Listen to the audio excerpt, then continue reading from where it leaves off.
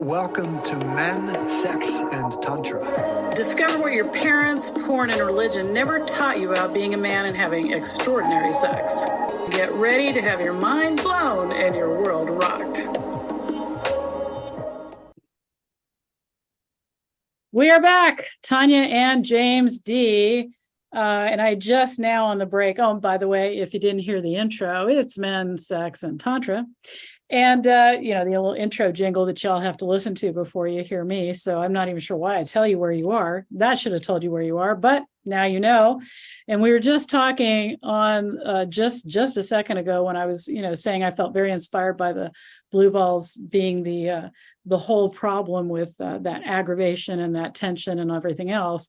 And I said to James, oh, yeah, as a woman, most of my life, I heard that I was responsible for the blue balls and I was responsible for creating the solution to them. And he thought that was a little messed up. But that's pretty well as women we get to hear. And if you translate that from in the conversations we've been talking about, that wouldn't be then just sexual. That would be that we're responsible as women for creating the frustration and aggravation of men. And we also have to provide the solution for them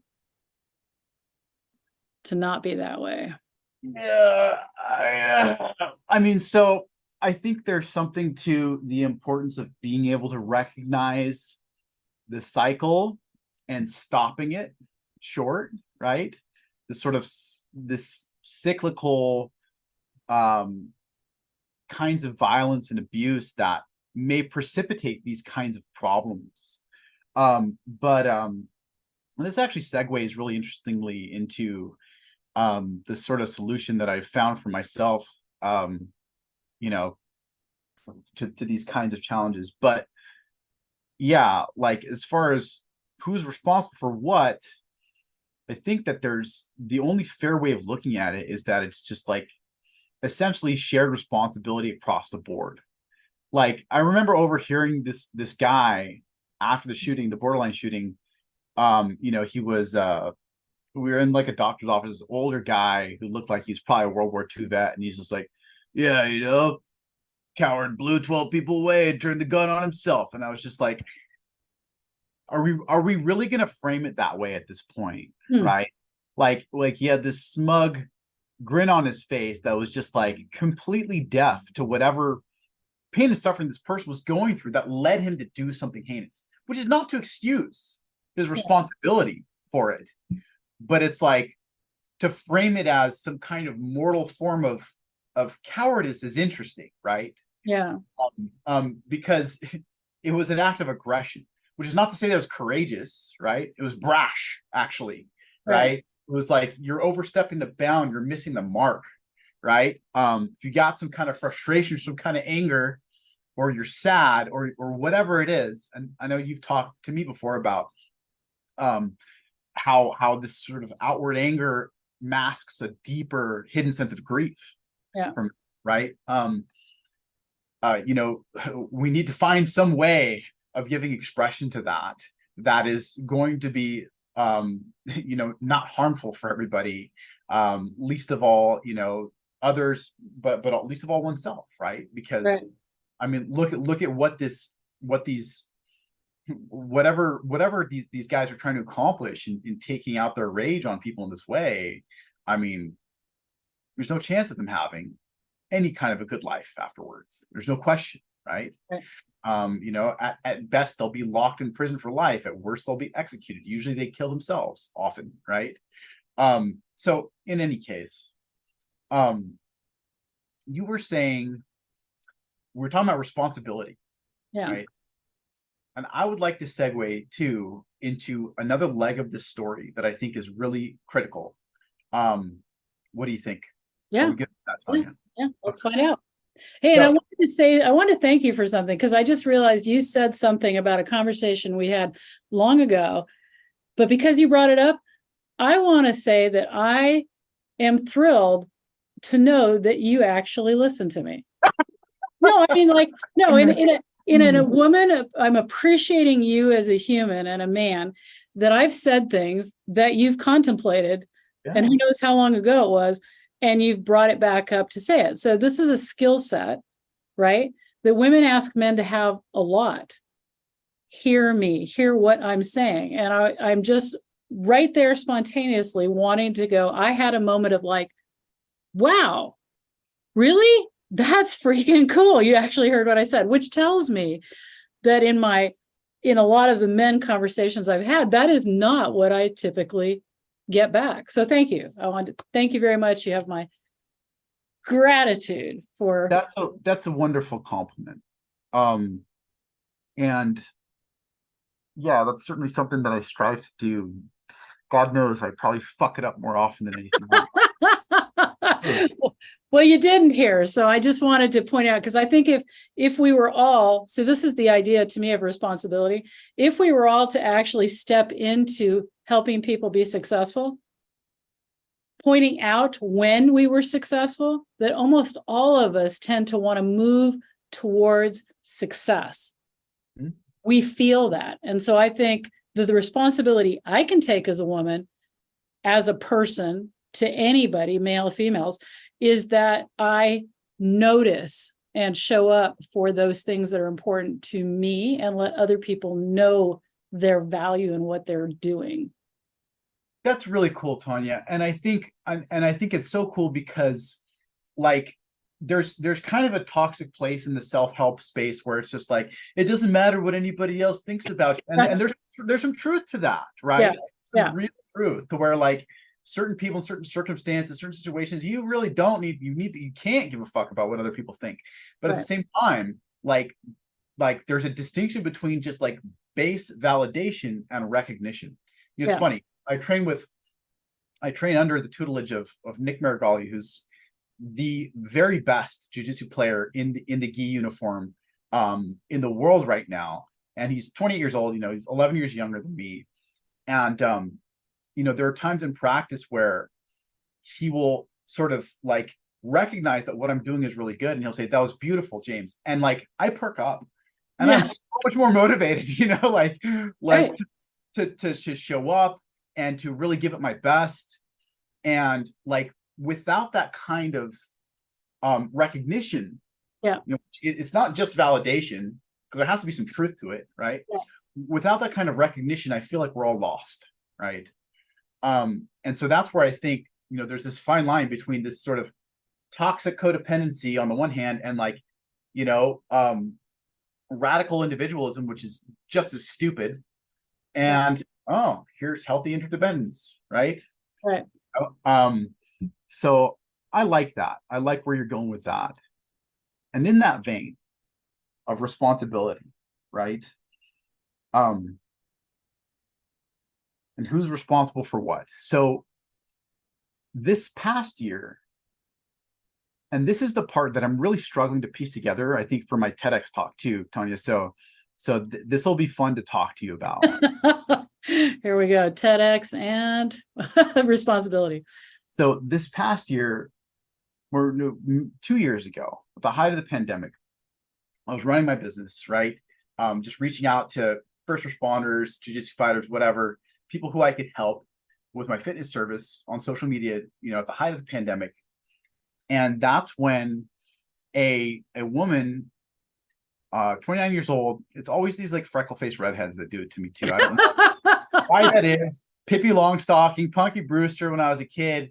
It's just some weird worm in my, it could be that like I look at them and maybe like the red represents my own desire that I'm neglecting. Who knows? There's something very deep and strange here. But like, I put up this video of me doing a rope climb. I've talked about this in talk practice before.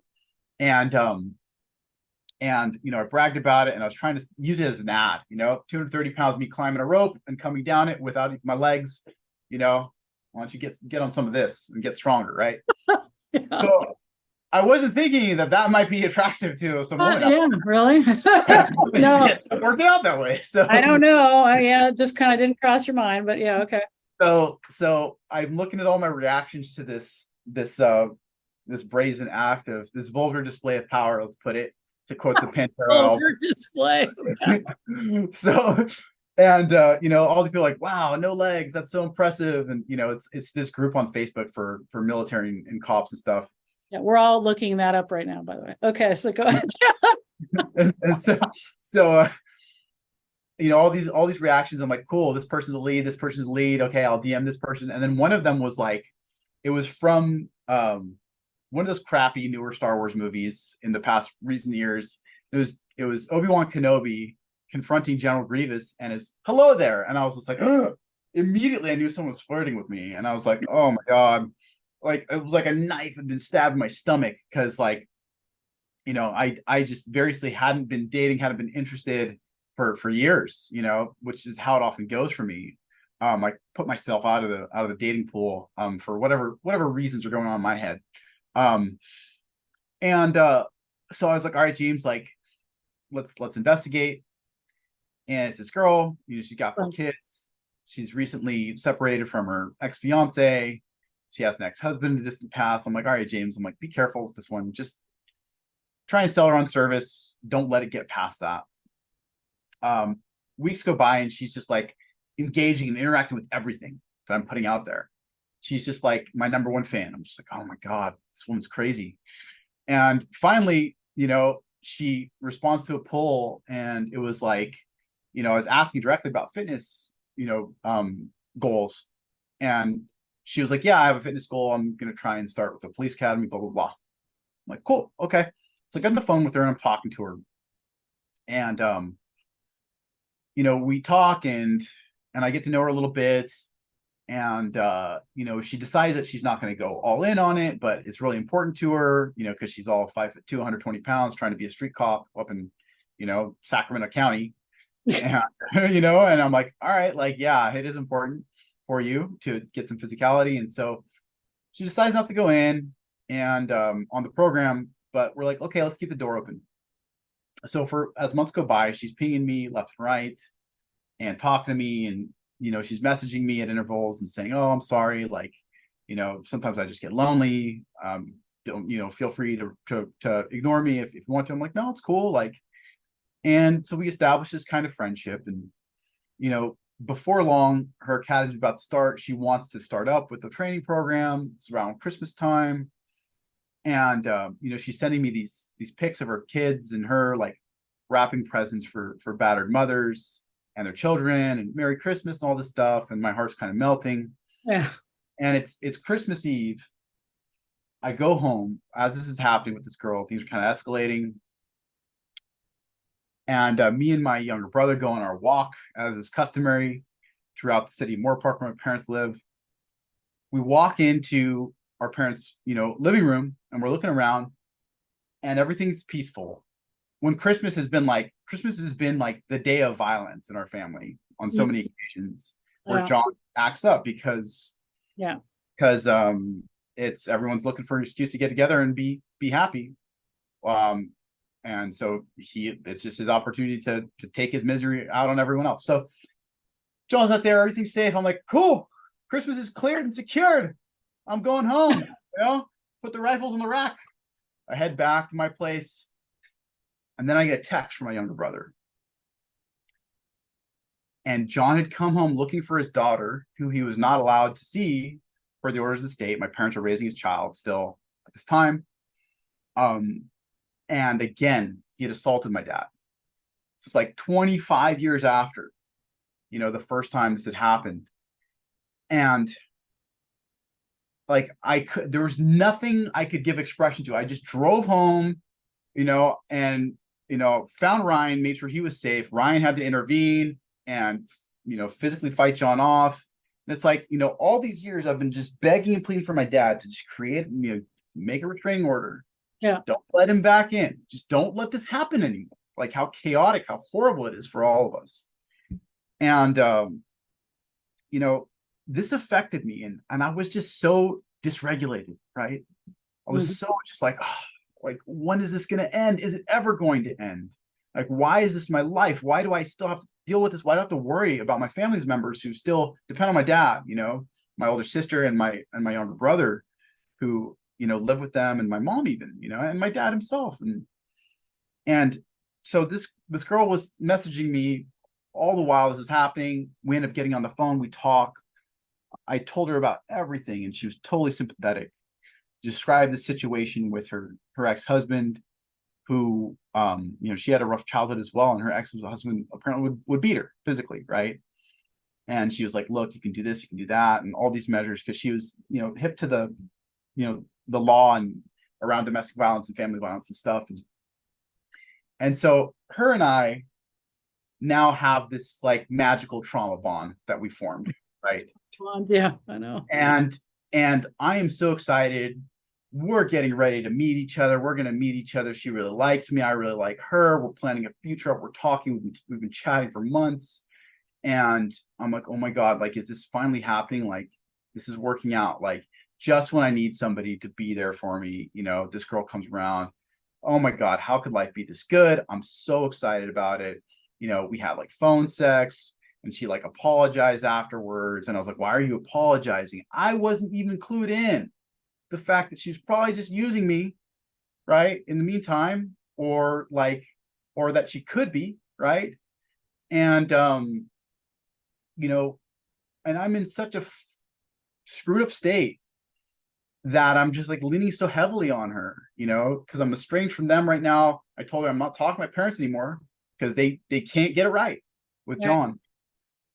And whatever it was, however I came off to her, however things happened, just as we were supposedly getting ready to actually meet up in person, she lived quite a bit of ways, maybe a 6-hour drive.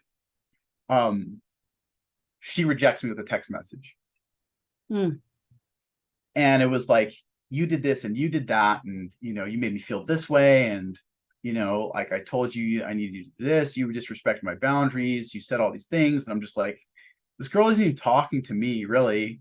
Like, she's talking to her ex-husband, like she's like, and sure, there was things that I did that sort of made her feel violated, I'm sure, but like, and I remember reading that text message and just like feeling like I had just lost everything. It was like the most horrible feeling. It was like this girl fell right into my lap. She pursued me for months. Yeah. I went against my better judgment and let her in. We became very emotionally close. We formed this trauma bond thing, right? Which really wasn't real. It was imaginary, right? It was this false intimacy. But still, like, she was stuck in my head. And she was gone. And she was never going to come back. I knew it, deleted her number. She like tried to come back around, be like, hey, I was wondering where your posts were. I'm disappointed that you blah, blah, blah, blah. I'm like, you dude, like, you rejected me before we even met. Like, what do you want me to do? And so I'm just like in this really low state. I'm just like, I'm so miserable at this point, Tanya. I'm like, I was so infatuated with this person. I was so like ready to accept all of her affectations as if they were real, all of her gestures of affection when we've never even really met. And that was so miserable for me, worse than like a real breakup somehow, that I was like, what do you do, James? And I was like, I'd been lifting weights, I'd been doing some strongman kind of stuff. And I was like, immediately, almost instinctively, I knew after almost 11 years off of training jiu-jitsu, I was like, you need to go back to jiu-jitsu, you need to start competing again. This is the story of that. Yeah.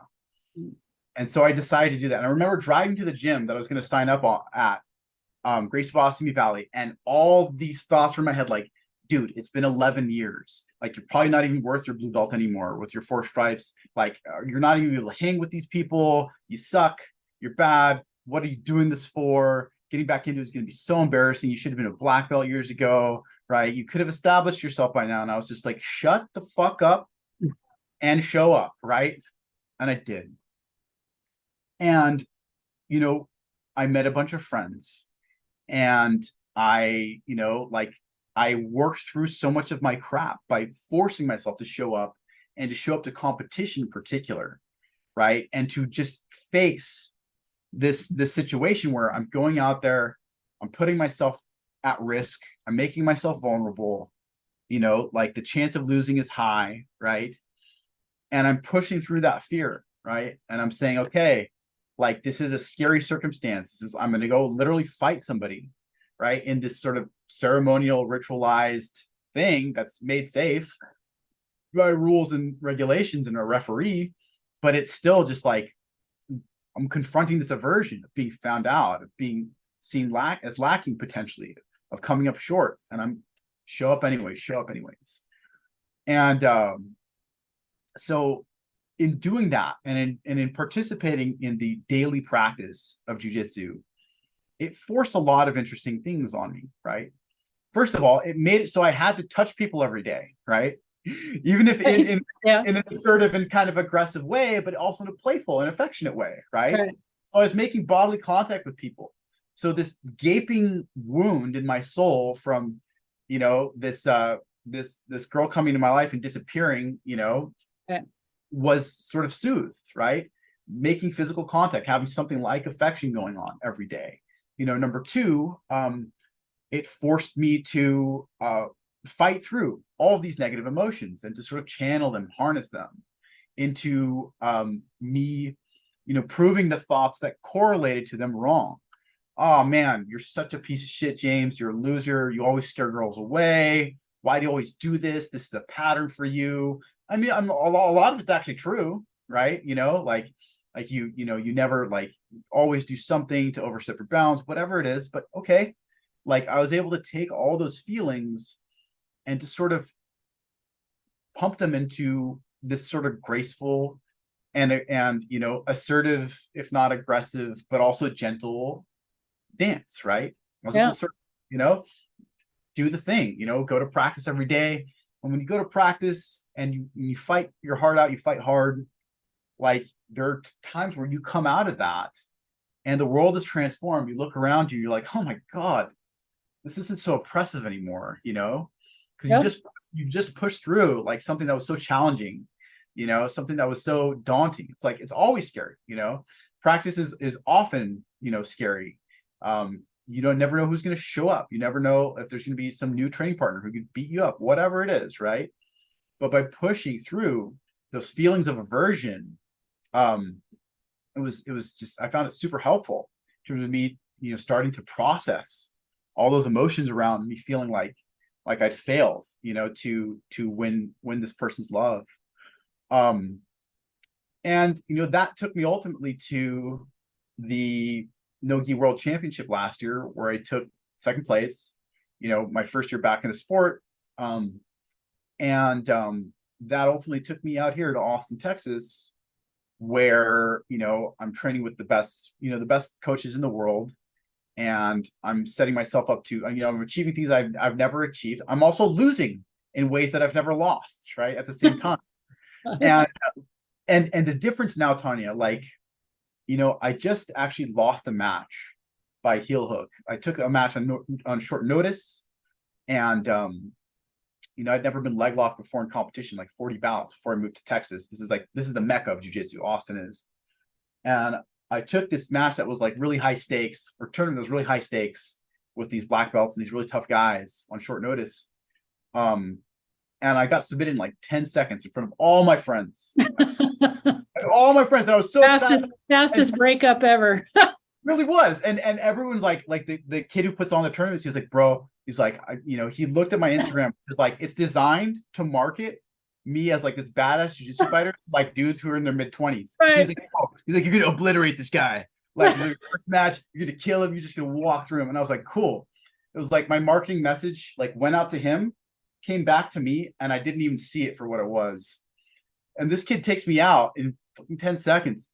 And I'm looking at my friends and I'm like, you know, there's a time in my life where I would be so catastrophically, I might have been so catastrophically ashamed.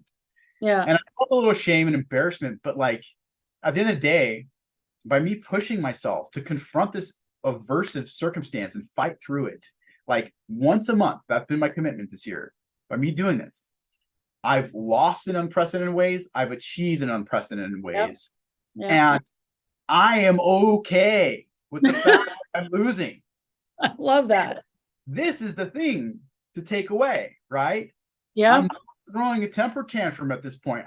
I do feel a little sheepish, and I'm like, oh man, is this for me, I still have these questions and doubts, but I'm still showing up, and I'm still, okay, got to stay the path.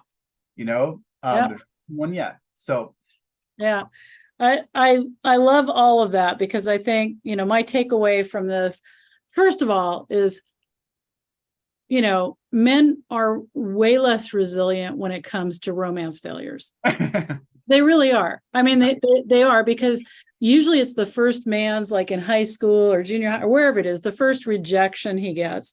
He hangs on to that for a very, very, very, very, very, very, very long time. And it's always hard on my heart, especially hearing that. Thank you for that vulnerability of sharing. I could, of course, nobody can see me, but while you were going through there and you started to tell the story, I was like, I was already shaking my head. This is not, I know this is not going to be great. Oh my God, oh no. Anyway, so I feel, my heart goes out to any man that's heard James's story and James, and goes, for all of that, we think of men as so like, not that way, not romantic, not sensitive, not afraid of putting it out there, holding off. Oh my God, could this be true? It's really true. Oh my God. And then all in, that way. And then hearing the heartbreak. We don't really, I think there are women who listen to this show too. And I think it's really important that women understand that women are way more resilient about this stuff. They really are. And for every time a man gets his heart broken, or that lost, or he gives in and then it gets cut off like that, they do not recover as fast. They just don't. It's and maybe it's because we also don't narratively teach men about, heartbreak, or give them a space to talk about that. Maybe it's not because they can't talk about their friends. Women talk about it all the time. We're always talking about how, and then he said this, and what did he say? He said that. I'm sure men are not sitting around going, then what did she say? Ooh, if she said it like this, it must mean that, we're always detailing. How did you say it? Let me see that text. No, I think, so we're already all analyzing that shit. But I appreciate the vulnerability of sharing that. And I know many men have listened to that and have the same feelings. They've had these things happen. The finally like, yes, okay, I'm in. And then, holy crap, oh my God. And first of all, fuck her. Any woman, just fuck her. Because any woman that, whether or not she was just stringing, whatever the fuck she was doing, it was wrong and bad. And any woman, like all men, I want you to hear, I apologize for any fucking woman that does that shit to men. I am so sorry to you and to all men, because that is heinous. That's just not how we treat other people. So, but what I loved from this, the hero's journey, is instead of going inward, instead of taking all that I suck, I hate myself, and stewing in that, allowing that energy to build up, where it could erupt on your next partner. It could erupt in your community. It could erupt in your family. It could destroy you. Is that you are like, no, let me take on a challenge. Taking on challenges, going out and finding things that we can handle within outside of our comfort zone, but still within it, because it was something you knew about, but you hadn't been back to. And leaning into that way, first of all, it's personal responsibility, which is what we were really talking about here, is that personal responsibility. I'm not going to bleed this shit over everybody else. And I'm not going to internalize it and kill myself over it, mutilate myself over it, destroy myself over it. But how do I take that energy and now assign it in some place? And for some people, maybe that's sports, like you're doing, right? Some people, maybe that's taking on a TEDx talk, which is also what you're doing. Some people, it might be like writing that book, or taking on that extra job challenge, or walking the, Camino, whatever, or like whatever the heck they're doing, swimming across a channel. But taking that energy, because that's angst energy, frustration, rejection energy, whatever that is, self-loathing, and actually purposely using that energy outside of ourselves in a constructive manner. You're using it to actually have the dance and the weapon, right? Which is like that. That's to me the ultimate in responsibility and self-soothing, is to incorporate that aspect, both those aspects, because we can harden ourselves and just have the one aspect. We can go too soft and have the other aspect just falling apart in a puddle and we can't do anything. But to marry the two is really where the healing happens. And that's literally what you just told us was your healing journey. And I think that's powerful. I think it's potent. I think it's great. And the epic of I'm losing more, the risk, I'm losing more and I'm winning more is, to me, the ultimate life journey on Hero. I put myself in those positions all the freaking time. Like, I'm not supposed to, I can't feel anything from the knees down. I have no proprioception. What the fuck am I doing? I go tubing with my daughter where we have to get out of our tubes and walk across slippery fucking rocks that I can't feel, which felt like rappelling out of a helicopter that I did last time with the wind buffeting. That's scary, but I take on those challenges, right? And when we take that responsibility for where our energy goes, how we utilize our energy, that's when we start our self-healing. That's when we start our, what I call personal resource. And we're not putting it out to the world to say, I'm a victim and I'm not doing shit about it, but sitting here in my fucking victim ass story and feeling sorry for myself. Get help. If you can't do it yourself, lean into other people. Ask your community, ask a professional. For God's sakes, don't just sit around and go, poor me. I don't know what to do. Take action. The biggest step was action. You took action.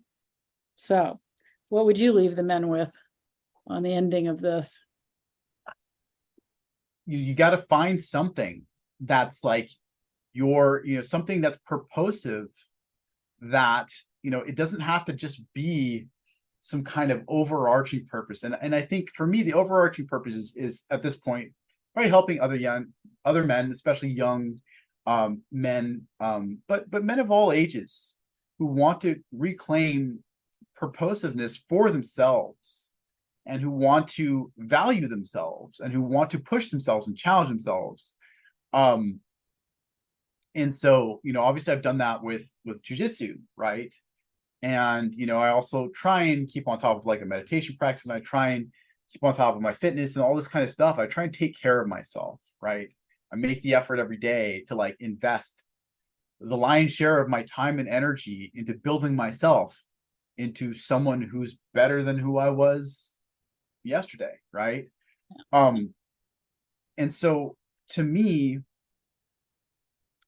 I want to speak specifically to something like jujitsu and fitness and all these arts of self-care that I found as effective solutions to this kind of problem of like, this is the kind of stuff I think that leads a lot of these guys to do this heinous crap, right? Mm-hmm. This is the kind of stuff that leads them to perpetrate mass shootings, or to fall into a funk that they never recover from, or to never try and date again, to never take another risk, on another girl. I've been rejected 5 more times since then. Only right? 5? Yeah, I know. It's not that many. I could probably do a lot better. I could probably try harder, in that area. And maybe I'd be better off if I did. I don't know. But what I want to say to guys is like, whatever rejection or loss or failure or defeat or bad circumstance you're coming from, right? There's a way, like you said, Tanya, to grow something beautiful from that dark soil, right? And I said it so eloquently or poetically. and I think that's part of why I am so enamored with jiu-jitsu, is because like there's all these guys in the manosphere like Joe Rogan and Jock who are like, oh, jiu-jitsu, it's so tough and hard and manosphere. It's the toughest fucking jiu-jitsu. You can kill someone with jiu-jitsu. It's so hard. And I'm like, I look at it and I'm like, this is beautiful. And literally it brings tears to my eyes. Aww. I look at you guys doing it and it's like, it's wonderful. It's graceful, it's artful. And then for me in particular, when I'm practicing it, I don't just feel like, I'm a manly man, I'm so tough, all this bullshit. I feel like a child at play. And when I listen to John, Danaher, who's my instructor now, And when he teaches a great lesson, literally my jaw drops and my eyes light up. And it's like, there's Isaac Newton said it, right? People talked about his accolades and all the praise that was given to him, and like, oh, you know, how do you feel being such a revolutionary physicist and all this stuff? And he said, you know, for me, it's, you know, I feel like a child walking, you know, throwing pebbles at the ocean, you know, and it's a vast ocean of undiscovered truth. It's, you know, standing before me, and so it's living, I think, finding something that you see the beauty and the depth of, and letting it change you in your pursuit of it, in this infinite task, right? Like jiu-jitsu is an image of life. There are literally infinite numbers of techniques, undiscovered techniques that, like, it's so complex and strange and beautiful, right? And I find that in pursuing it and exposing myself to it daily and forcing myself to learn these techniques, to ingrain them, the way I move my body, changing the way I'm habituated to sparring on the mats. This is like this tangential parallel path to me developing as a man, as a human being, and discovering my own complexity, discovering my own resilience, discovering the new ways in which I can greet all the challenges that life has for me. So that's what I love about jiu-jitsu. It's not just because it makes me tough and strong and badass and all these things. It's this symbolization, it's this poetic expression, embodied expression of, you know, the struggle of life, and it's this praise of it. Because without that struggle, life wouldn't even be fun. It wouldn't be it would be boring. It wouldn't be interesting. Absolutely. Absolutely. Well, poetically, beautifully said. Absolutely. I think what's going to come out of this later when you decide to listen to these episodes is you've probably written your TEDx talk and you don't even realize it. But you're going to find it in these files. We're going to come back if James has it in him for one more episode, because I am curious about some of the things you said. We're going to talk about your dating life next. Oh, dear. So we'll be back for the next episode. Stay tuned.